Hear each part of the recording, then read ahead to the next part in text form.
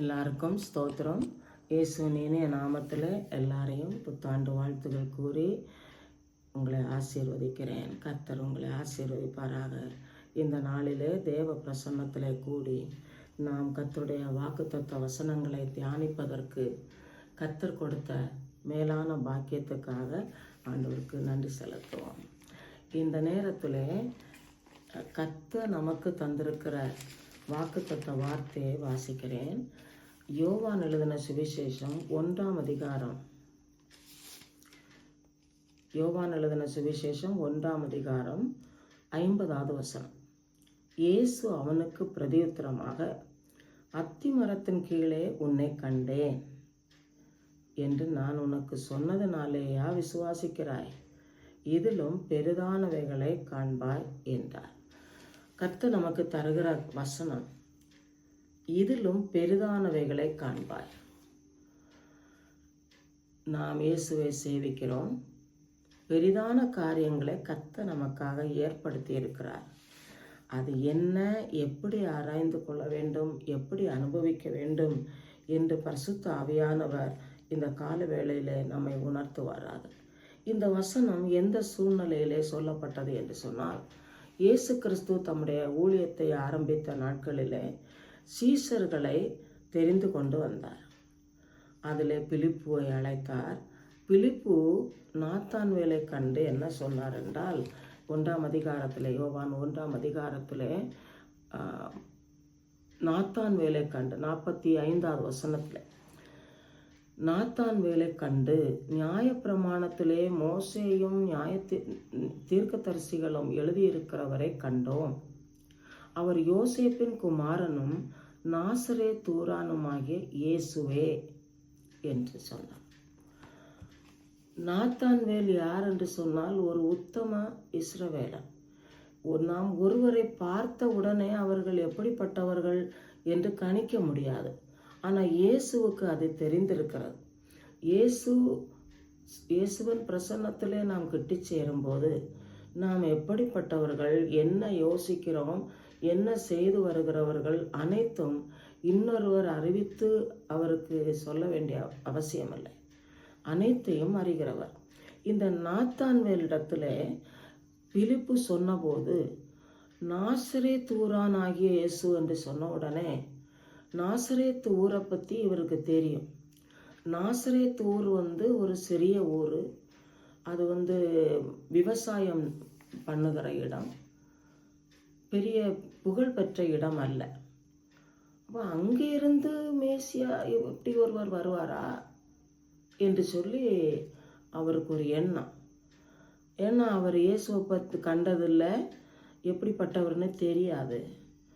அப்படி சொன்னார். நாசரேத்திலிருந்து ஏதாவது நன்மை உண்டாகுமா என்று 46வது வசனத்தில் பிலிப்பு இடத்துல கேட்குறார். பிலிப்பு சொன்னார், நீ வந்து பார் என்று சொன்னார். அப்போது இயேசு நாத்தான்வேலை தம்மிடத்தில் வர பார்க்கிறார். அப்பொழுது இயேசு பார்த்த உடனேயே அவனை பார்த்து, இதோ கபடற்ற உத்தம இஸ்ரவேலன் என்று 47வது வசனத்தில் சொல்லியிருக்கிறார். இதோ கபடற்ற உத்தம இஸ்ரவேல். ஒவ்வொரு உள்ளங்களையும் ஆராய்ந்து அறிகிறவர் இவரை அறிந்திருக்கிறார். அறிந்திருந்ததுனால தான் கபடற்ற உத்தம இஸ்ரவேலன் என்று இயேசு சொல்லியிருக்கிறார். உடனே நாத்தான்வேல் என்ன கேட்கிறார் என்றால், நீர் என்னை எப்படி அறிவீர்? ஏன்னா இவருக்கு தெரியாதே, நீர் என்னை எப்படி அறிவீர்? அப்போ இயேசு சொல்லுகிறார் அவனை நோக்கி, பிலிப்பு உன்னை அழைத்து வருகிறதற்கு முன்னே நீ அத்தி மரத்தின் கீழ் இருக்கும்போது உன்னை கண்டேன். அப்போ அத்தி மரத்தில் இவருக்கு என்ன வேலை? அத்தி மரம் என்றால் பெரிய மரம். திராட்சை தோட்டங்களிலே காவல் காப்பதற்காக வைக்கிறதான பெரிய மரம். இலைகள் அடர்த்தியாய் காணப்படும். நிழலுக்காக பயன்படுத்துவார்கள். அதனாலே அத்தி பழங்களும் உண்டு, பழங்களுக்காகவும் பயன்படுத்துவார்கள். இப்படி இந்த நிழல் தரும் மரத்தின் அடியிலே தேவனை நேசிக்கிறவர்கள், தியானிக்கிறவர்கள் தனியாக போய் உட்கார்ந்து நியாயப்பிரமாண புஸ்தகத்தை அறிந்தவைகளை வைத்து தியானிக்கிற பழக்கம். அதிலும் மேசியாவை குறித்த சம்பவங்கள் அறிவிக்கப்பட்டு கொண்டே இருந்ததே. இன்றைக்கு இயேசு வருகிறார் வருகிறார் என்று நாம் வேதத்தில் அறிவித்து கொண்டே இருக்கிறது போல, அன்றைக்கு மேசியா வருவார் வருவார் என்று அறிவிக்கப்பட்டதுனால இதை குறித்த தியானம் பண்ணுகிற பழக்கம் இந்த நாத்தான்வேலுக்கு இருந்திருக்கிறது. அதை இயேசு கவனித்திருக்கிறார். அதனால் அவர் சொல்லுகிறார், பிலிப்பு உன்னை அழைத்து கொண்டு வருகிறதற்கு முன்னே நீ அத்தி மரத்தின் கீழ் இருக்கும்போதே உன்னை கண்டேன் என்று சொன்னார். அப்போ உடனே நாத்தான்வேல் என்ன சொல்லுகிறார் தெரியுமா? நீர் தேவனுடைய குமாரன், நீர் இஸ்ரவேலின் ராஜா. இது எதனால் அவருக்கு அறிய முடிந்தது? இதெல்லாம் வேத தியானம் பண்ணின ஒரு மனிதன். இது தன்னை அறிந்ததான ஒன்றும் ஒருவரும் அறிவிக்க முடியாத நிலையில இயேசு தன்னை அறிந்திருக்கிறாரே என்று பார்த்தபோது, இது வேற யாரும் இல்லை, இவர் இஸ்ரவேலின் ராஜா, இவர் தேவனுடைய குமாரன் என்று சரியாக கணிக்க இந்த நாத்தான்வேலுக்கு முடிந்தது. இது எதனால முடிகிறது என்று நாம் கவனித்தால், இயேசுவிடத்துல கிட்டே பக்கத்தில் போகும்போது தான். அதான் ஒரு பாட்டில் பாடுவோமே, இன்னும் கிட்ட கிட்ட சேர்த்து கொள்ளுமே. இயேசுவின் பக்கத்தில் நெருங்க நெருங்க இயேசுவின் மகிமையின் ஒளி, இயேசுவின் மகிமையின் பிரகாசம் நம்மளை பிரகாசிக்கும். அந்த பிரகாசியத்தின் ஒளியினாலே இயேசு கிறிஸ்துவின் அன்பு, ஆழம், நீளம், அகலம், உயரம் அனைத்தும் அறிந்து கொள்வதற்கு ஏதுவாகும். அடுத்தபடியாக அவர் என்ன சொல்லுகிறார்? இயேசு சொல்லுகிறார் அவனுக்கு பிரதித்திரமாக 50வது வசனத்திலே, அத்திமரத்தின் கீழே உன்னை கண்டேன் என்று நான் உனக்கு சொன்னதுனாலேயா விசுவாசிக்கிறாய்? இதிலும் பெரிதானவைகளை காண்பாய். இதைத்தான் இன்றைக்கு கர்த்தர் நமக்கு பேசுகிறார். நம்ம இயேசுவை அறிந்திருக்கிறோம், ஆராதிக்கிறோம், வேதம் வாசிக்கிறோம், தியானிக்கிறோம், ஜெபம் பண்ணுகிறோம். என்றாலும் இயேசு நமக்கு சொல்லுகிற காரியம், இதிலும் பெரிதானவைகளை காண்பாய்.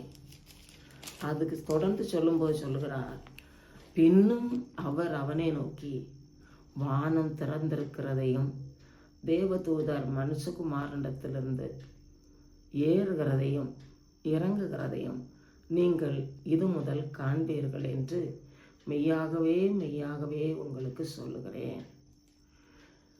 தேவதூதர் ஏறுகிறதும் இறங்குகிறதும்.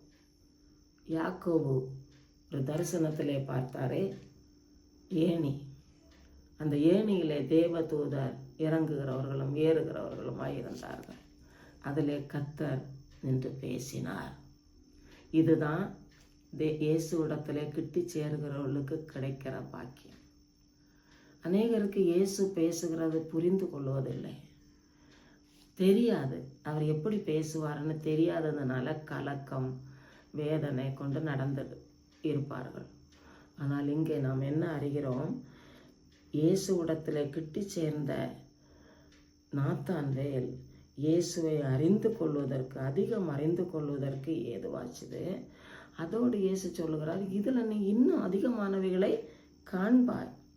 அப்போ அதிகமானது என்ன அப்படின்னா, இயேசுவிடத்திலே நெருங்கும் போது, இயேசுவின் வசனங்களை ஆராய்ந்து தியானிக்கும் போது, ஆழமான இயேசு கிறிஸ்துவின் வார்த்தைகள், இயேசு நமக்கு போதிக்கிற, நம்மை கொண்டு செய்ய வேண்டும் என்று விரும்புகிற அனைத்தும் வேதாகம வசனத்திலே அறிவிக்கப்பட்டிருக்கிறது.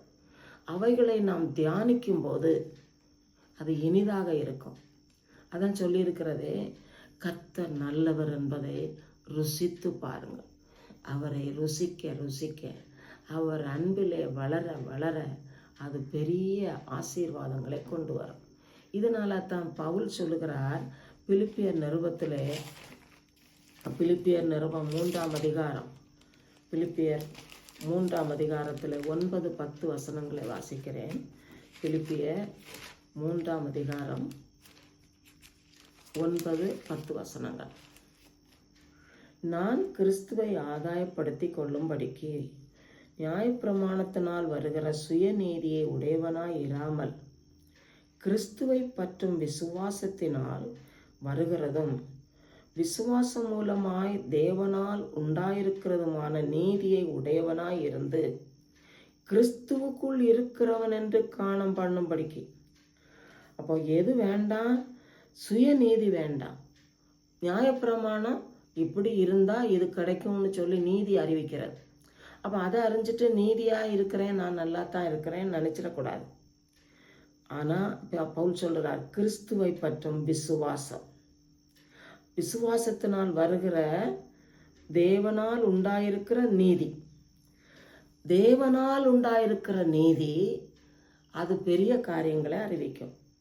இந்த மட்டுமல்ல, கிறிஸ்துவுக்குள் இருக்கிறேன் என்று காணப்பட வேண்டும். கிறிஸ்துவை காணுகிறது வேற, வசனங்களை அறிகிறது வேற. கிறிஸ்துவுக்குள், ஒருவன் கிறிஸ்துவுக்குள் இருந்தால் அவன் புது சிருஷ்டியாக இருக்கிறான். அவனுடைய வாழ்க்கையே வித்தியாசமாயிரும். புதிதானவைகளை செய்வார்கள். கர்த்தருக்காக அவர் அந்தந்த நேரங்களில் உணர்த்துவார், அந்த காரியங்களை செய்வார்கள். அதனால மகிமையான காரியங்கள் அநேகர் மகிழ்ச்சி அனுபவிப்பதற்கு ஏதுவாக தேவனை நம்புவார்கள், அறிவார்கள். அதுதான் பவுல் அப்போஸ்தலன் மகிமையான ஊழியம், வெற்றிகரமான ஊழியம், நல்ல போராட்டத்தை போராடி முடிக்கிற ஊழியம் அவர் செய்தாரே. அவர் சொல்லுகிறார் என்ன? கிறிஸ்துவுக்குள் இருக்கிறவன் என்று காணப்பட வேண்டும். அது மட்டுமல்ல, நான் அவரை அறிய வேண்டும். அவர் உயிர்த்தெழுதலின் வல்லமையை அறிய வேண்டும். அவர் உயிர்த்தெழுதலின் வல்லமை என்ற என்ன? அவர் சிலுவையிலே சாத்தானின் தலையை நசுக்கினார்.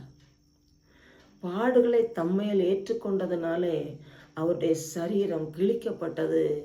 அவருடைய சரீரத்தின் முழு இரத்தமும் மனுக்குலத்துக்காக நமக்காக சிந்தப்பட்டது. அவர் மரித்தார், அடக்கம் பண்ணப்பட்டார்.